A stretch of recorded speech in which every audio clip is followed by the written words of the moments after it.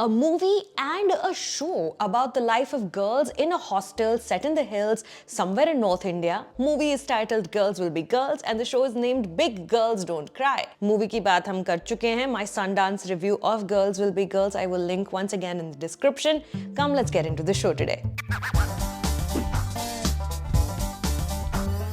The first time I heard this phrase, big girls don't cry, was probably when Miss Fergie of the Black Eyed Peas fame released a solo album. And she sang these lines laying atop a very sexy Milo Ventimiglia. So very different from the Fergie I knew from London Bridge, My Humps, or the one I diligently learnt the lyrics to, Shut It Up, Just Shut Up, Shut Up. This song taught my mid-teen brain that people can be two different things and that my feelings of sadness and loneliness were just as valid as the teenage rebellion bubbling up inside me. I just don't have to let myself be consumed by these feelings. I mean, obviously, this clarity came much later in life as an adult when I had the vocabulary to mentally explain all of this to myself. But Big Girls Don't Cry became a mantra for me. Recently, it's been replaced by Fear is the Mind Killer as I adapt the Bene Gesserit way of life, but that's another story. Now, to see a whole new group of young ones use the line I did at their age was an exciting prospect. What does this term mean now? Will watching this show make me cringe thinking of my own naivety as memories come flooding back? Or will it provide an insight into how language, terminology, and context evolves with each generation? Big Girls Don't Cry, now streaming on Amazon Prime Video, attempts to do the latter, but in its over-enthusiasm to talk about everything, ends up saying nothing at all.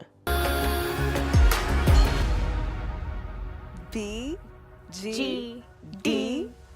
Divided over 7 episodes, BGDC, an annoying mouthful of an acronym, has not 1 but 7 or 8 protagonists, which is ambitious, but unfortunately entirely too many. We are plonked in the middle of the prestigious Vandana Valley boarding school for girls. It's set in the hills, and the promise is that in this school of rich kids, we'll get the perspective of an outsider via the new student, the scholarship kid, Kavya. Partly due to her small stature, partly due to the awareness that her parents are not rich, Kavya tries not to draw attention to herself when she comes to this new school, which makes for a wonderful protagonist, someone via whom the viewer can observe and tie things together from 5 steps away. Kavya, though, she can't help but be noticed owing to her brilliance at sports and academics. Soon, the BGDC gang sees her potential and adds her to the group for a series of adventures. Unfortunately and inexplicably, though, almost instantly, the screenplay then decides to completely abandon this central plotline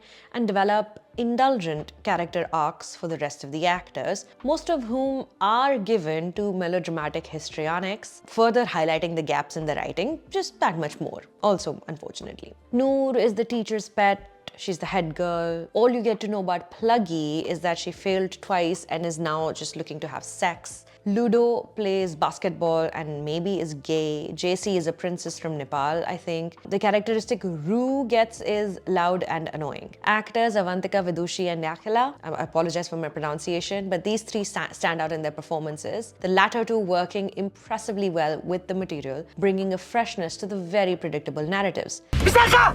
Yes, ma'am. Put your head inside the bus.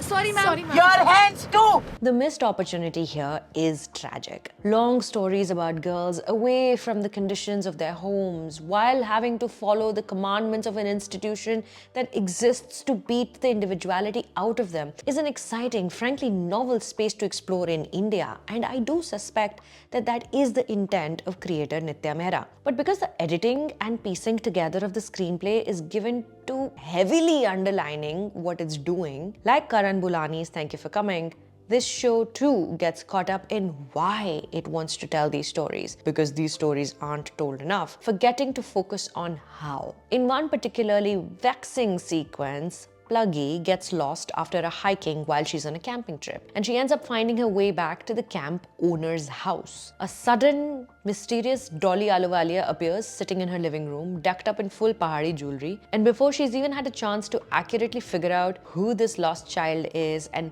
what must one do when a girl wanders into your home in the middle of the night? There's a dialogue dump about दुनिया में जो लोग fit नहीं होते वो पागल होते हैं, प्यार ढूंढो जो तुम्हें अपने से बड़ा बनाए, reducing the whole potentially promising and funny bit to simplistic caricaturizing. Honestly, it would have been funnier if Dolly Ahluwalia was like a premonition, a ghost. The attempts to address prevalent casteism and classism in prestigious academic institutions also exist in this show, but they are so feeble. These themes are underdeveloped and overshadowed by the show's other shortcomings. And while one is glad that there is a female gaze here for the most part, the show's desire for activism is unsubtle and as a result formulaic and dull. The attempts to navigate the tumultuous world of teenage angst and self-discovery ultimately falls flat in its hurried execution. I think I even caught some stock music used as underlay in a few scenes. Things begin to come together in episode 6 when perhaps a new conflict begins to take shape, but by that time it's too late. In the earlier episodes, the stakes have fluctuated so much and pivotal moments are so devoid of any emotional impact that despite the occasional glimpse of authenticity in depicting teenage struggles, the series as a whole fails to move beyond types and superficial desires. The show is now streaming on Amazon Prime Video. Hey, big girls, don't cry. So, on a scale of 1 to 10, Big Girls Don't Cry is third episode mein the first actual cliffhanger shows up at the end, after you've consumed nearly 3 hours of story. Alright, up next, we're also going to be talking about Murder Mubarak and then Yodha. Have you seen my interview with the Kung Fu Panda team, by the way? I met Jack Black, Aquafina, and the co-director Mike Mitchell. I'm going to link to it right here. And subscribe to the channel before you leave. काफी time से हम 106 पर रुक गए हैं. आगे बढ़ते हैं थोड़ा. My name is Sucharita. Thank you for stopping by.